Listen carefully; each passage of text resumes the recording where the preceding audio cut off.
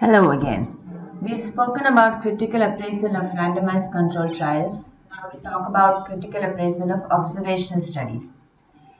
Observational studies are non-randomized studies, and practically all kinds of studies fall under this category except RCTs and systematic reviews. So under observational studies, we have a wide variety including diagnostic studies, economic evaluations, etc., etc. So for each of these different types of studies, we have different checklists. Now, by and large, what observation studies tend to do is to attempt to understand cause and effect relationships without controlling for group assignments and intervention. So these would be you're just observing, you're not doing any sort of experimental intervention. Traditionally, observation studies have been divided into cohort studies and case control designs. Cohort studies are a group of people who have been identified, exposed to a particular factor, and a comparison group that was not exposed to that factor. And then you measure and compare the incidence of disease in the two groups. These are used in epidemiological studies in order to understand relationships, risk of contracting the disease.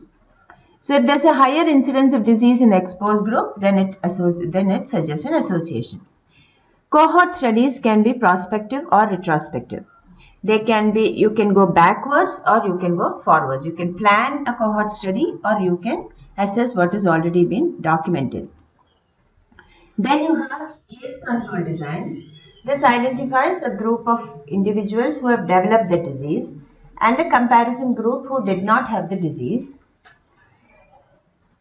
And at different time points, they're being measured for exposure. So if the cases have substantially higher odds, then you say there is an association. Case control designs are always retrospective. Then you have cross-sectional studies. At one time point, you're looking at the association between disease and exposure. Cross-sectional studies, because you're not being followed up and you do not know the level of exposure, cannot really assess the cause and effect relationships. It can only say that this is seen in these patients. Now, in order to decide cause and effect, you have to do either case control or cohort studies. So this diagram gives you an indication of the main methods of observational study designs in epidemiology. So you have cross-sectional, that is going forward from the incident time. Prospective cohort, likewise. Retrospective cohort is going backwards and case control is going backwards. Prospective cohort, retrospective cohort and case control are normally longer in duration than cross-sectional studies. So when you look at these, what is it that you want to appraise? Since you are looking at subjects who have risk of exposure and who may have the risk of disease, these are the biases that you're trying to appraise. Selection bias. Excuse me. The participation rate must be comparable across groups, and the groups must be comparable except for the attribute being measured. So if you're looking at a study between osteoarthritis and gender, naturally the groups must all have equal number of men and women. This is just one example of selection bias. Like that selection, the selection must be is critical in order to understand the cause and effect relationship. Then you have performance bias. If some participants already have the outcome at the start of the study, then how is it controlled by statistics? The only way to control is by statistics. So if you are starting a prospective cohort study and you have healthy subjects and you have some who already have the disease, how are you going to control for this? That is done by statistics. Then you want to know attrition bias, whether number of dropouts have been reported. The reason here being, you want to know the characteristics of people who dropped out. If the people who dropped out are different in characteristics than from those who continued the study, then you may have problem from there might be difference. There might be some interpretation difficulties in the results. You want to know detection bias. Once the subjects are enrolled, they must be followed up until the logical endpoint, that is either occurrence of the disease of interest or death, saying that until death they did not contract this disease. And if possible, the assessor must be blinded. Then the processes of measurement must be comparable so that the detection is possible, which means the diagnostic tool or the outcome measure must be valid and reliable and able, sensitive and specific enough to pick up the disease of interest. Outcomes must be adequate and exposure level must be measured at logical intervals. So if you expect this disease to occur at let us say the detection rate, it is once the disease has been contracted, it is going to take 4 months to manifest, in which case every 4 months there should have been the population must have been measured. That is for detection bias. And then confounders. Naturally, when you are looking at a population, there are many other variables which may also cause this disease to occur. So what measures were taken to control for or analyze for the confounders? That is another thing that you need to appraise. And if they just give one point, if there's only one data point, then it is not it does not make sense. There has to be confidence limits. So you have to say how the limits of confidence of the results must be given. Earlier in older studies, this is rarely given. So if there's only one value, then it has a questionable validity. For example, even if you have a normative value, you don't have 1 point, you have a range. So that is what the confidence limit sort of replicates. So if it is retrospective study, what was done to missing data? If you are looking at a study which is looking at past records, there's bound to be some missing data because this was not a planned study. In a planned study, you plan for what needs to be done. But in a retrospective study, you're looking at data that's already existing. So what kind of statistical analysis was done in order to account for the missing data? This must be looked at. And how reliable was the data source? Now, this is especially a problem in countries like India because our documentation systems are not very good, are not very stringent, are not very standardized.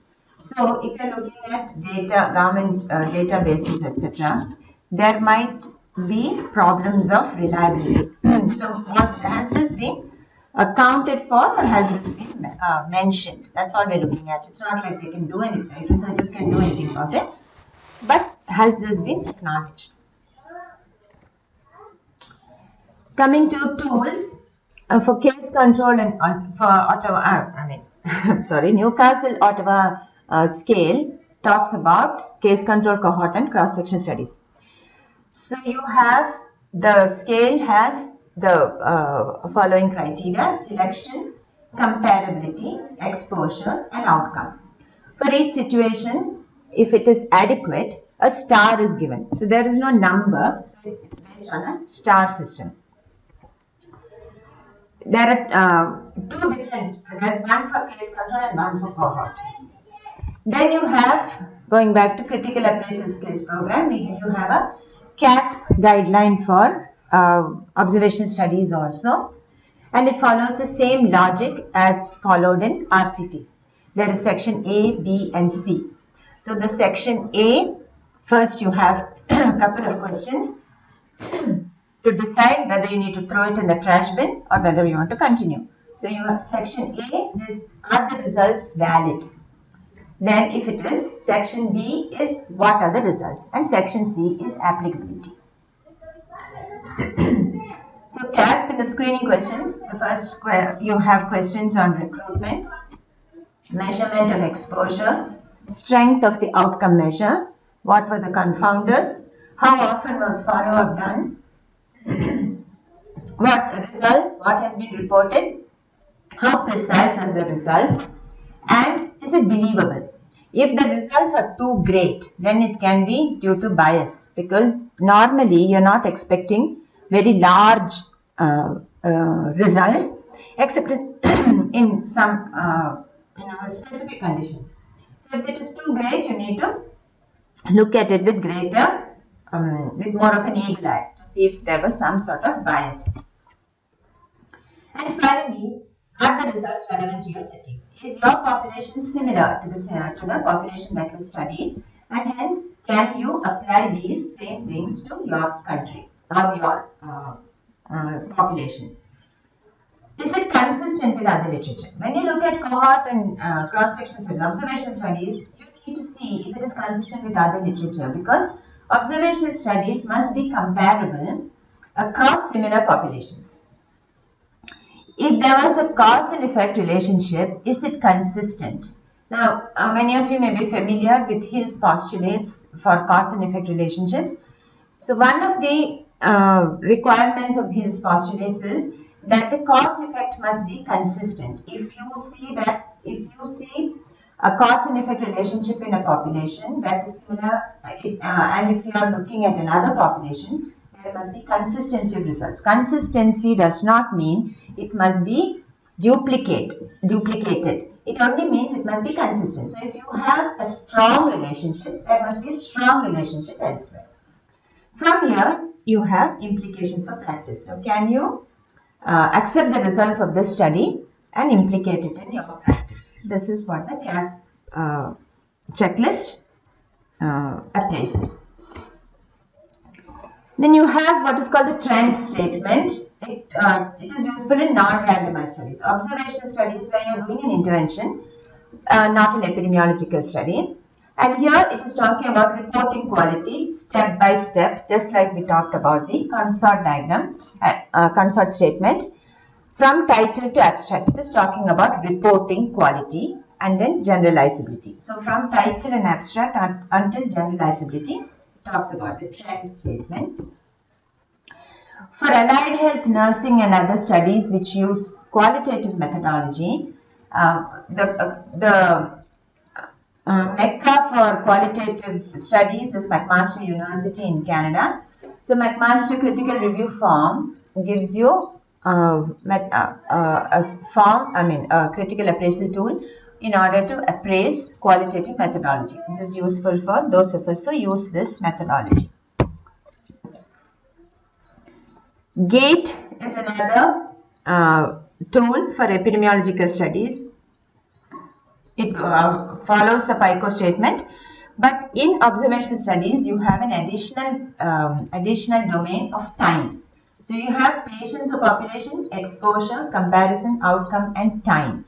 Because coming back to Hill's postulates, if you are talking about cause and effect relationship, the interval or the time is an important factor. After how much time of exposure are you expecting the disease to manifest? So this is another tool that can be used. These are the main types of observation studies. Now the other studies, there is a lot of health information. Education and health information is an important part of health behavior. So there are a lot of studies that talk about health education, especially in communicable diseases, non-communicable diseases, hand washing, and so on. So appraisal tools for user studies or information needs analysis. What kind of information, educational needs analysis? There is a tool called the Crystal Checklist. Another one for the same education and training. Training needs, education needs is especially useful in public health, nursing studies, allied health studies, and so on. Reliant is another tool. For lab, imaging, radiology, and other diagnostic studies, in order to identify the accuracy of the diagnostic test, you have a STAR statement. STAR checklist talks about what is a comparison to index test. Index test, otherwise known as the gold standard. Gold standard is a test that is considered to be the most valid and reliable. But sometimes you may not have a gold standard. So you have the best one that you have. That's called the index test. So how does this new diagnostic tool compare to the index test? What is the specificity or the sensitivity, depending on what you want.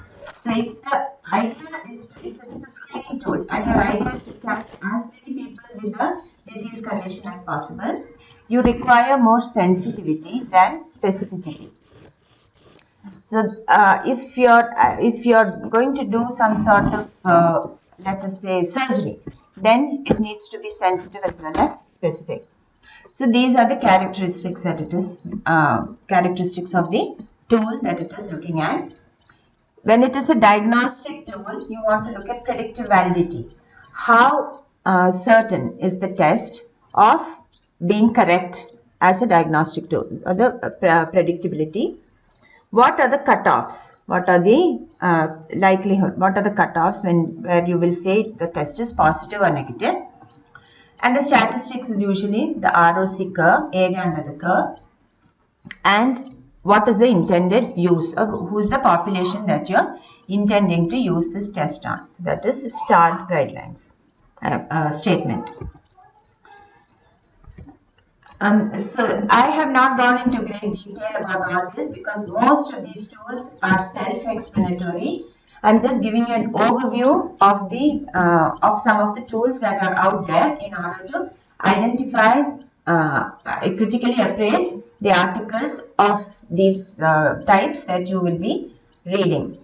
I'll give you I'll give you a homework slide in which you can look at and appraise the articles using these individual tools, and that itself will be a tutorial.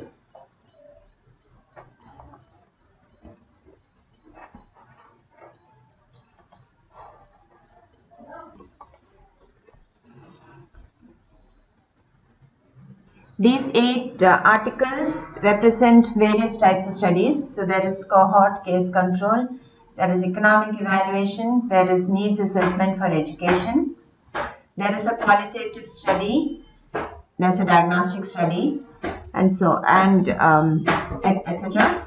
So please go through these and use the appropriate checklist. And if you have any questions, you can get back to me through the coordinator of this course. Thank you.